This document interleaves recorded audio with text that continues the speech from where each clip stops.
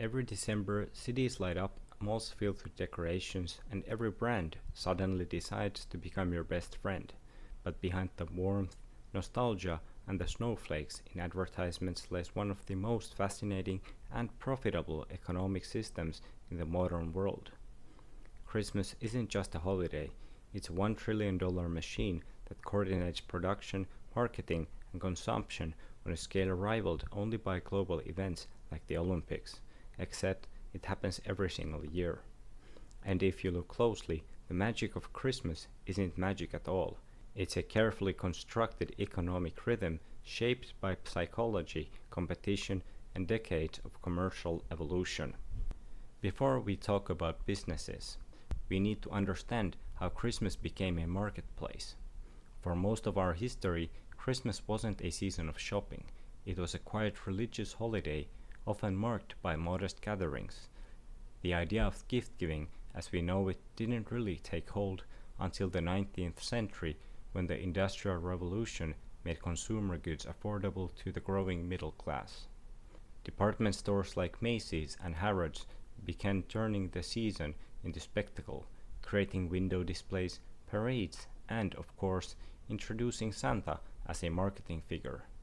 Coca-Cola's 1930s Santa campaign then cemented the visual language we still use today: the red suit, the smile, the jolly generosity. By the 1950s, Christmas had fully transformed from a holiday of faith to a holiday of spending. And since then, every brand, retailer, and advertiser has learned one rule: whoever controls Christmas controls the fourth quarter. Every year, the holiday season seems to arrive earlier. You've probably noticed it. Halloween decorations on one shelf, Christmas ornaments on the next. This isn't just marketing chaos. It's a strategic phenomenon economists call Christmas creep.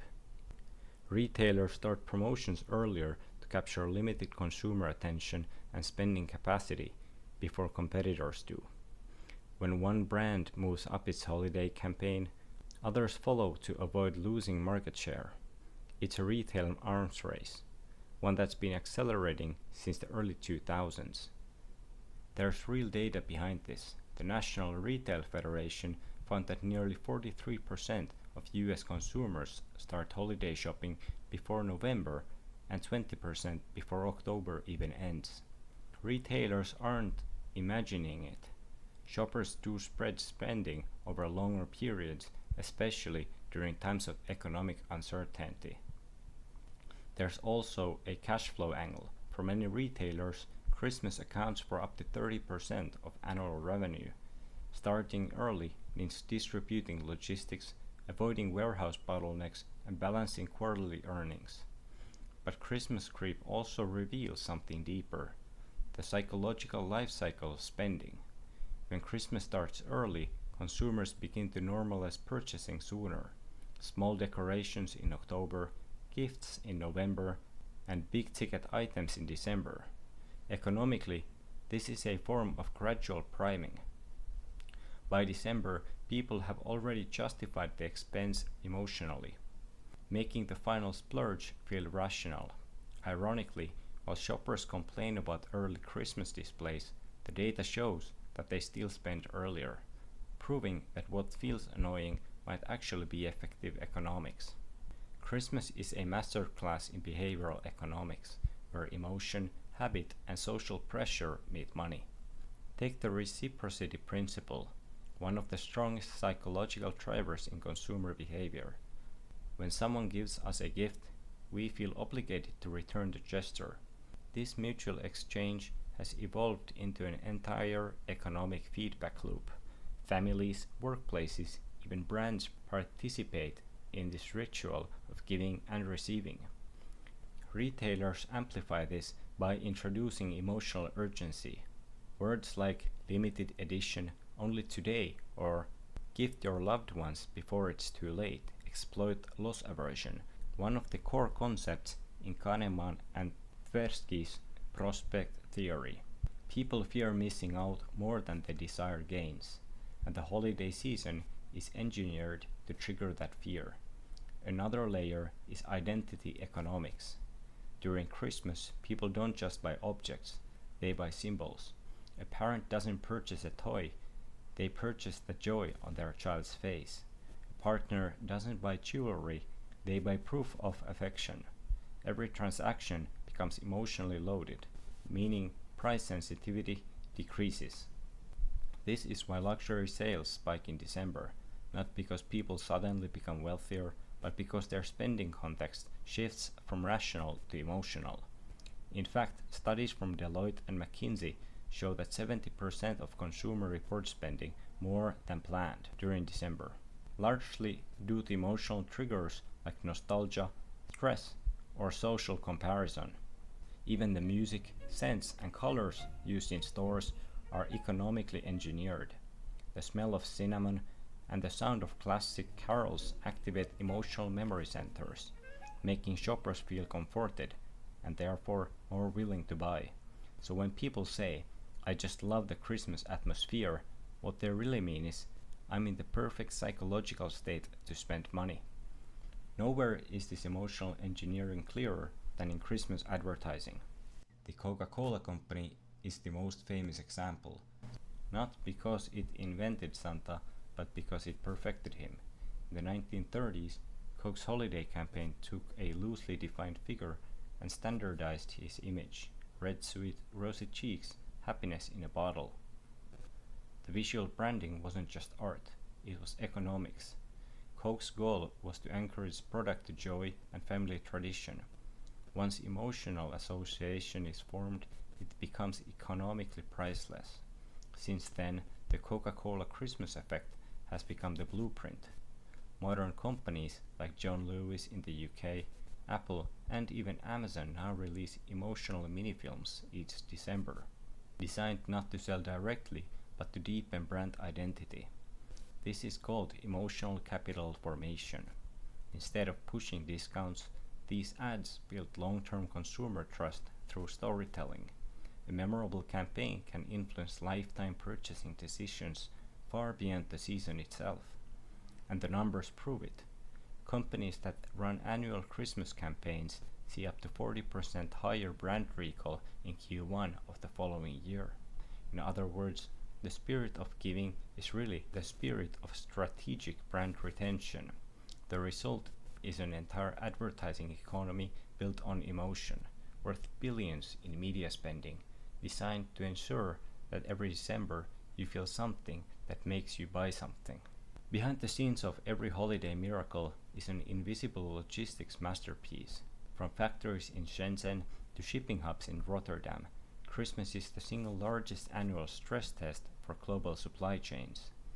To meet demand spikes, production often starts as early as March. Retailers forecast consumer preferences months ahead, betting billions on what will trend. LED lights, toys, electronics, or decorations. In economic terms, this is seasonal synchronization. Global manufacturing aligns around one demand event, meaning Christmas effectively dictates yearly production cycles in several industries. Container traffic, air freight, and warehouse utilization all surge between September and December. Ports like Los Angeles and Hamburg report traffic spikes of 30 to 40% in Q4 alone. This also influences monetary policy indirectly. Because Christmas spending inflates short-term GDP figures, central banks monitor it as a proxy for consumer confidence. A weak Christmas season can signal an upcoming slowdown, while a strong one often extends bullish sentiment into Q1. Even labor markets adjust. Temporary workers, delivery drivers, and retail staff create millions of short-term jobs worldwide. In the US alone, the holiday season adds over 500,000 jobs, temporarily reducing unemployment rates. So while consumers see Christmas as a sentimental tradition, economists see it as a cyclical stabilizer, one that quietly keeps the global economy humming. But not everyone benefits equally from the Christmas economy. The biggest winners are the retail giants, Amazon, Walmart, Target, and global e-commerce platforms. These companies have optimized logistics, data analytics, and ad targeting so effectively that the season practically guarantees profitability. Luxury brands also thrive, since Christmas merges emotion with aspiration, the perfect recipe for high margin sales. In 2023, for example, LVMH reported its strongest quarterly growth during December, largely fueled by gift purchases. On the losing side are small retailers and local businesses who can't compete with online convenience or advertising scale. Even when they participate in Christmas promotions, their profit margins shrink due to heavy discounting. Then there's the environmental cost. Christmas generates enormous waste, an estimated 25 million tons of extra trash in the US alone, including packaging, gift wrap, and unwanted items. The global shipping surge also means higher emissions, making the green Christmas paradoxically one of the least green times of the year. Still, some companies are turning that into opportunity, pushing sustainable gifting, recycled decorations, or carbon neutral packaging. It's a small but growing segment that shows how even within overconsumption, new values can be monetized.